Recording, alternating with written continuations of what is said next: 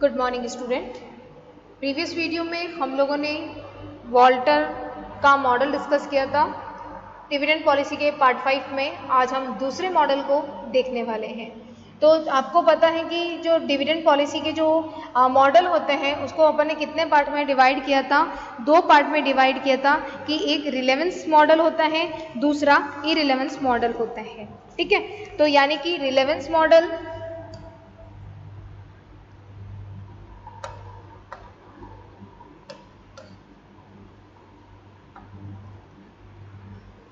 यहाँ पे हम बात करेंगे कि रिलेवेंस मॉडल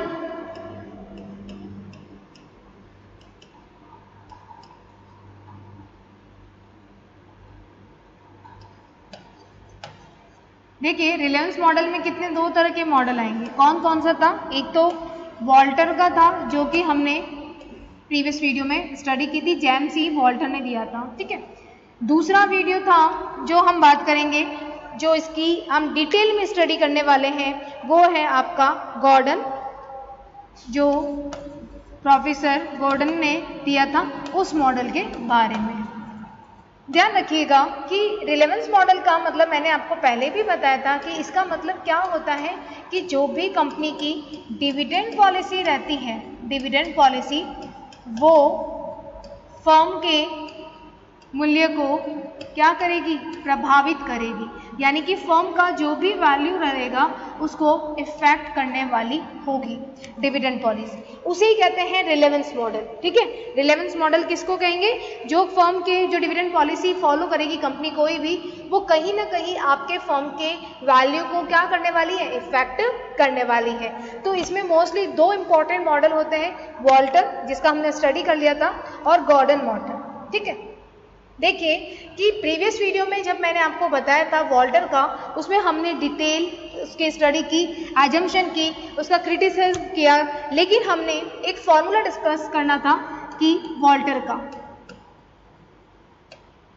ठीक है, तो ये मैं बात कर रही हूँ जो आपका वॉल्टर है उनके बारे में। ठीक है, तो वॉल्टर ने जो फॉर्मूला दिया वो क्या था, वो उसके बारे में हम देख लेते हैं कि इनका इंपॉर्टेंट फॉर्मूला क्या था। इसको 3 तरीके से लिख सकते हैं उनके फॉर्मूले को। P यानी जो प्राइस रहेगा उसके बारे में। ठीक है, यहाँ पे उन्होंने D/KE। ठीक है, D का मतलब क्या होता है? डिविडेंड पर शेयर अपॉन करेंगे हम KE से। ठीक है, साथ ही साथ आपको इसमें ध्यान रखना है कि D+KE प्लस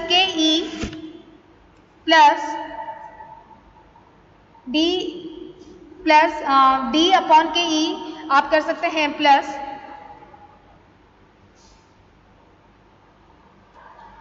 यहाँ पे आपका आ जाएगा R लिखेंगे internal rate of return, E-D, E means earning per share और D मतलब डिविडेंड पर शेयर, और हो जाएगा अपॉन KE और इसे कर देंगे KE से डिवाइड। ठीक है, या तो फॉर्मूले को आप इस रूप में लिख सकते हैं। ठीक है, या फिर आप लिख सकते हैं कि यहाँ पे D/KE प्लस यहाँ R/KE।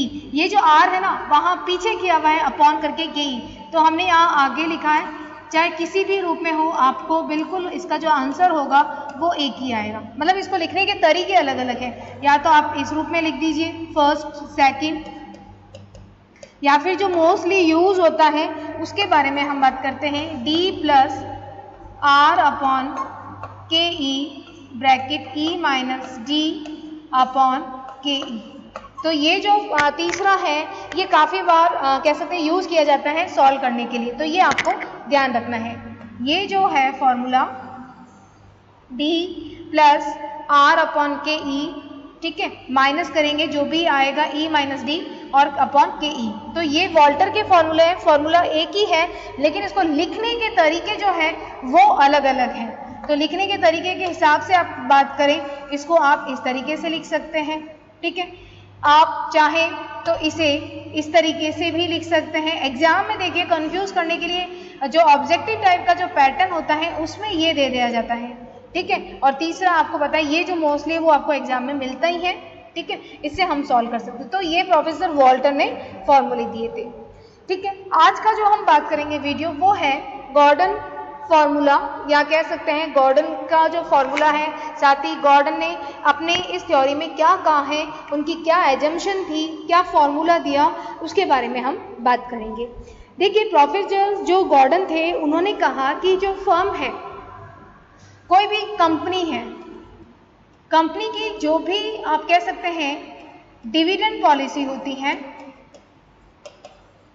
डिविडेंड पॉलिसी वो इफेक्ट करेगी किसे, वैल्यू ऑफ द फर्म। ये आपको ध्यान रखना है, यानी कि कोई भी डिविडेंड पॉलिसी हुई वो क्या करेगी, फर्म के वैल्यू को इफेक्ट करेगी। ये प्रोफेसर गॉर्डन का मानना था। ध्यान रखिएगा ये कि ये चीज़ किसने की थी, प्रोफेसर वॉल्टर ने की थी। इसीलिए प्रोफेसर वॉल्टर और प्रोफेसर गॉर्डन की थ्योरी रिलेवेंस थ्योरी कहलाती है। ये आपको याद रखना है। क्लियर है? तो यानी कि फर्म का जो मूल्य है वो किसको इफेक्ट कर रहा है, जो भी आप डिविडेंड पॉलिसी अगर रखोगे वो उसको इफेक्ट करेगा। ठीक है। अब एक चीज़ आपको ध्यान रखनी है कि इनका बिल्कुल वॉल्टर जैसी ही इनकी एजम्पशन है, लेकिन कुछ डिफरेंट है, इन्होंने फॉर्मूला कुछ डिफरेंट दिया, उसके बारे में हम बात करते हैं। तो ये वॉल्टर के जैसा ही है, ज़्यादा कंफ्यूज नहीं होना है इसके बारे में। ठीक है, चलिए इसकी बात करते हैं एजम्पशन की, कि इन्होंने एजम्पशन क्या दी।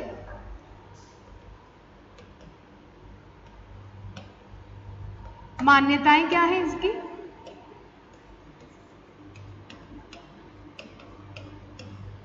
तो हम बात कर रहे हैं प्रोफेसर गॉर्डन का मॉडल, या कह सकते हैं कि प्रोफेसर गॉर्डन का प्रमेय। ठीक है,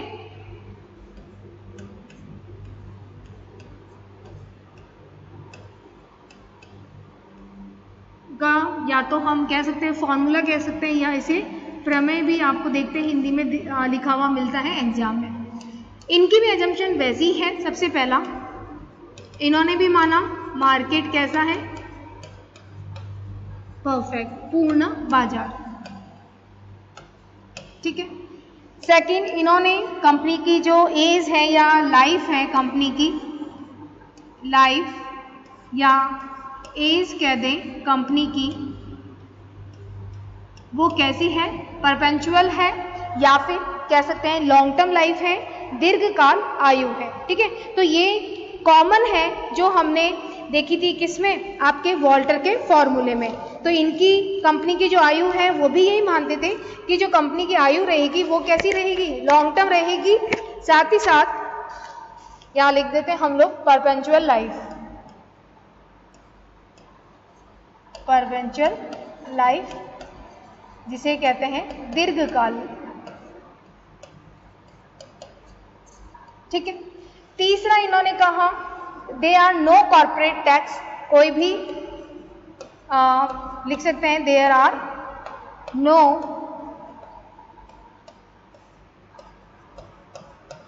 corporate tax.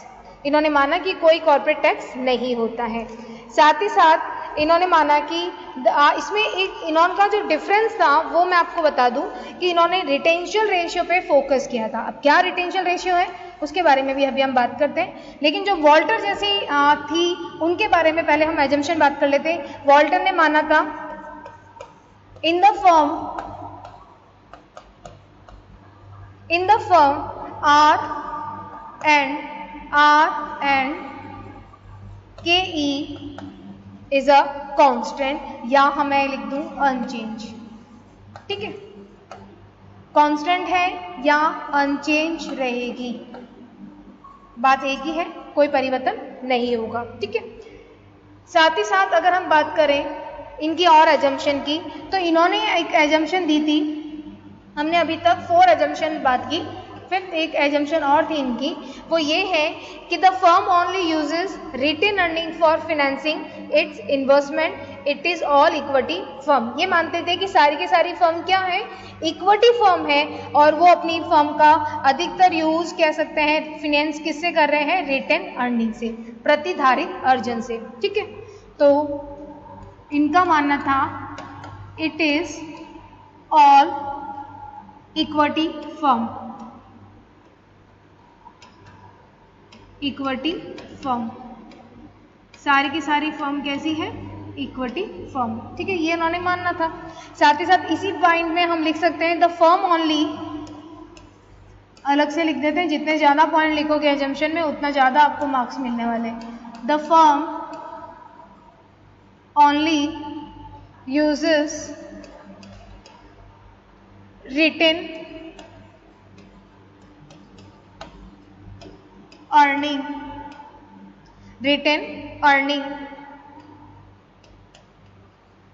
Earning for financing.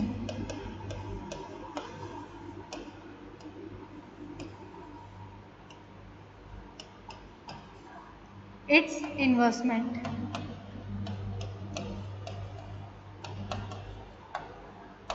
ठीक है, ये इनकी एजम्पशन थी।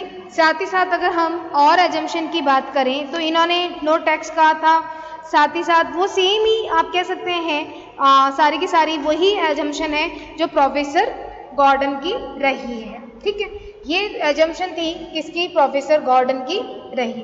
अब बात करते हैं कि इन्होंने फॉर्मूला क्या दिया।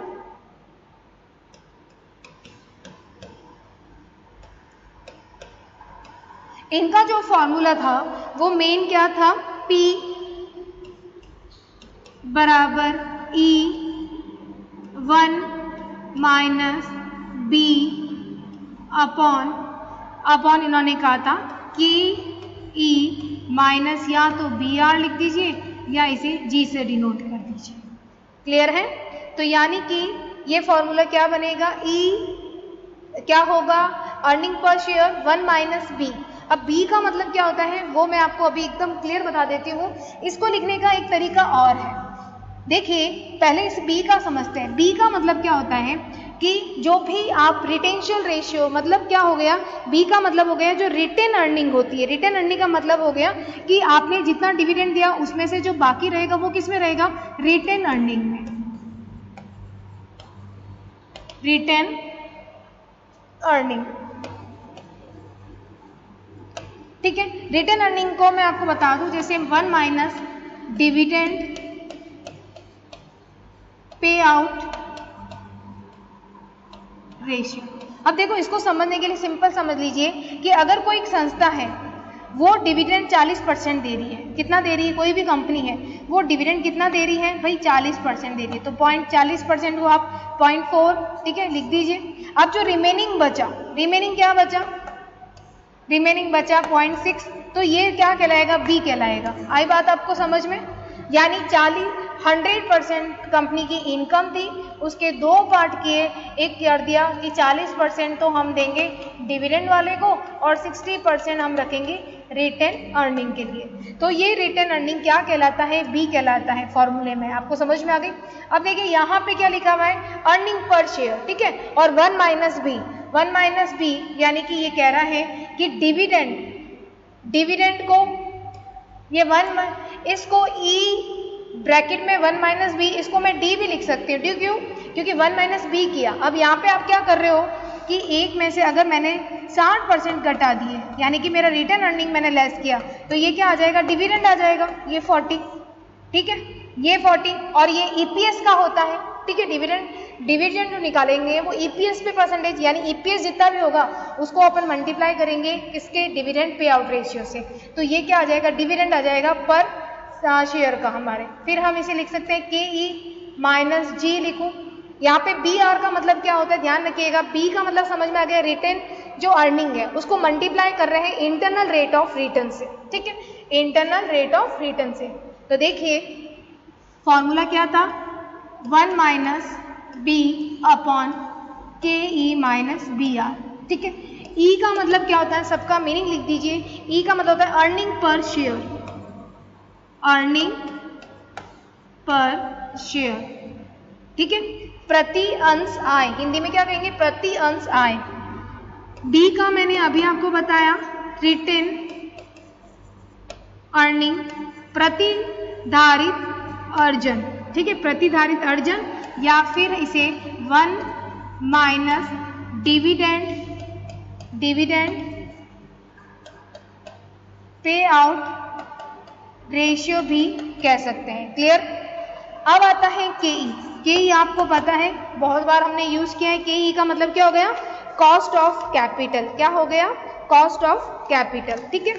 आर का मतलब क्या हो गया यहाँ पे, internal rate of return, cost of equity capital, cost of equity capital, ठीक है। और यहाँ पे आपका आर का मतलब क्या हो गया, इंटरनल रेट ऑफ रिटर्न, ठीक है। ये चीज हो गई। बी का मीनिंग लिख दिया, ई का लिख दिया, बी का लिख दिया, के ई का बता दिया, बी और आर का आपको बता दिया। अब ध्यान रखिए, बी आर का अगर कंबाइंड दे रखा है तो बी आर को हम जी भी कह सकते हैं, ग्रोइंग भी कह सकते हैं, बी आर या इसे ऑब्लिक करके जी। इसका मतलब क्या होता है कि ग्रोथ रेट, ठीक है, ग्रोथ रेट है उसको मल्टीप्लाई करना है आर से, ठीक है। जो भी ग्रोथ रेट होगी, ग्रोथ रेट या कह सकते हैं B into R, B multiply R, तो ये आ जाएगी ग्रोथ रेट कहूँ चाहे मैं बी आर कहूँ। तो बी का मतलब आपको पता चल गया, ये रिटेन अर्निंग, और आर का मतलब इंटरनल रेट, इनको जब मल्टीप्लाई कर देंगे तो ये जी कहलाएगा, या इसे बी आर भी कह सकते हैं। तो ये गॉर्डन का फॉर्मूला है जो आपको याद रखना है। इसमें एक चीज आप याद रखिएगा, इसमें जो डिफरेंस है वॉल्टर का और गॉर्डन का, तो ध्यान रखिएगा, प्रोफेसर गॉल्टर के फॉर्मूले में हमने कहीं रिटेंशियल रेशियो के बारे में बात नहीं की, जबकि जो गॉर्डन थे उन्होंने रिटेंशियल रेशियो के बारे में बात की है। तो ये आपको ध्यान रखना है, रिटेंशियल रेशियो का आपको पता है, मैंने अभी बताया, बी जो हम बात कर रहे थे बी की, है ना, इसे कहते हैं हिंदी में रोपण अनुपात। यानी कि रिटेंशन रेशियो का मतलब क्या हो गया कि फंड को रिजर्व में रखना ताकि बिजनेस को हम ज़्यादा से ज़्यादा स्ट्रांग बना रख सकते हैं, ठीक है। यानी कि बी जो हम फॉर्मूले में यूज़ कर रहे थे अभी, ठीक है, उसी के बारे में बात की जा रही है, ये बी की ही बात कर रहा है। यानी कि हम जो फंड है, आप जानते हैं ना इनकम के दो पार्ट करेंगे, फंड के रूप में या डिविडेंड के, तो फंड को ताकि हम जो फर्म है उसे आने वाले टाइम के लिए स्ट्रांग बना पाए, ऐसा गॉर्डन ने मानना था। तो ये रिटेंशन रेशियो को भी आपको ध्यान रखना है, क्लियर है। तो ये मॉडल था गॉर्डन का मॉडल, और जो वॉल्टर का मॉडल है, ये दोनों ही रिलेवेंस थ्योरी कहलाती है। ध्यान रखिएगा, प्रोफेसर गॉर्डन ने भी 3 फर्म के बारे में बताया, जो मैंने अभी आपको प्रीवियस वीडियो में वॉल्टर के बारे में पढ़ाया था, उसमें बताया था। इनका भी मानना था आर ग्रेटर देन के ई, आर इक्वल के ई और आर लेस देन के ई, ठीक है। ये फॉर्मूला किससे रिलेटेड है, ये फर्म आपको याद रखनी है, ध्यान रखिएगा, ये एग्जाम में पूछा जाता है। तो ये फर्म कौन सी कहलाएंगी, जिनका विकास करना है, जो कहलाती है ग्रोइंग फर्म, यानी विकासशील संस्था, ठीक है।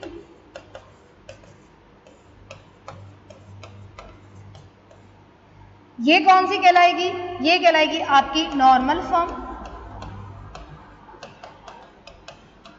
सामान्य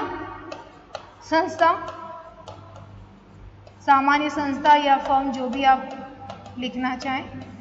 और ये कौन सी कंडीशन कहलाई, कंडीशन और उसका कौन सी फर्म है, ये आपको याद रखना ही है, ये बहुत इंपॉर्टेंट है, ये 2 चीज आपको याद रखनी है, ठीक है। जब आर आपका कम है किससे, के ई से, तो उस कंडीशन में उसको संस्था को क्या कहेंगे, डिक्लाइन। डिक्लाइन का मतलब क्या होता है, जो अविकासशील संस्था है वो कहलाएगी। जैसा प्रोफेसर वॉल्टर ने माना था, सेम वही कंडीशन आपको ध्यान रखनी है, यानी कि डिक्लाइन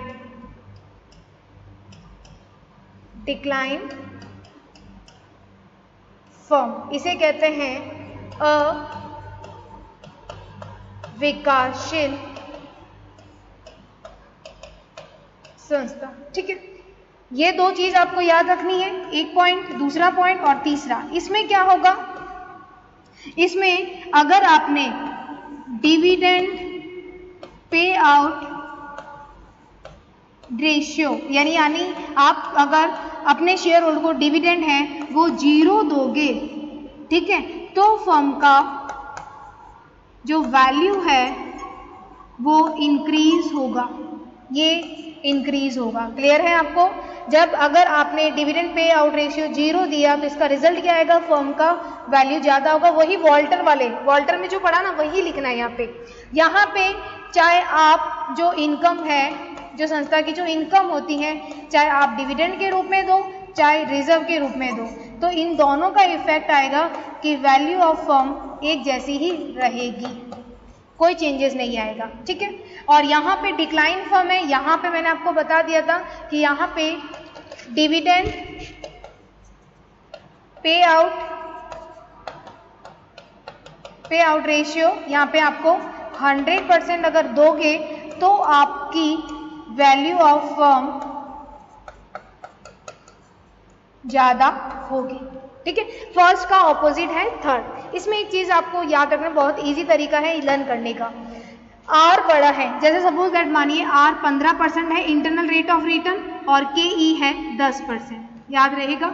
यहाँ पे आर भी 10 है और के ई भी क्या है 10 है। ठीक है। यहाँ पे आर आपका 10 है जबकि के ई कितना है 15। ठीक है। अब आपको तीन चीजें याद रखनी है। एक तो ये चीज याद रखनी है, कम से कम कभी कभी क्वेश्चन ये पूछा जाता है आर ग्रेटर देन के ई, तो वो कौन सी संस्था है, ग्रोइंग फर्म। और यहाँ पे क्या करना है, डिविडेंड आपको 0 देना है तब फर्म का वैल्यू ज्यादा होगा। इसको याद कर लिया तो फर्स्ट एक याद करना है आपको, इसको याद कर लिया तो इसका बिल्कुल ऑपोजिट होगा ये थर्ड। ठीक है। और ये तो आपको पता है ये रिजल्ट सेम ही आएगा चाहे आप डिविडेंड दें चाहे आप उसमें रखें। तो ये था गॉर्डन का आप कह सकते हैं मॉडल। नेक्स्ट वीडियो में हम बात करेंगे एमएम थ्योरी की और उसके बाद हम बात करेंगे बहुत ही इंपॉर्टेंट प्रैक्टिकल क्वेश्चन जो कि एग्जाम में आते हैं। तो मिलते हैं नेक्स्ट वीडियो में एक नेक्स्ट मॉडल के साथ। Thank you so much.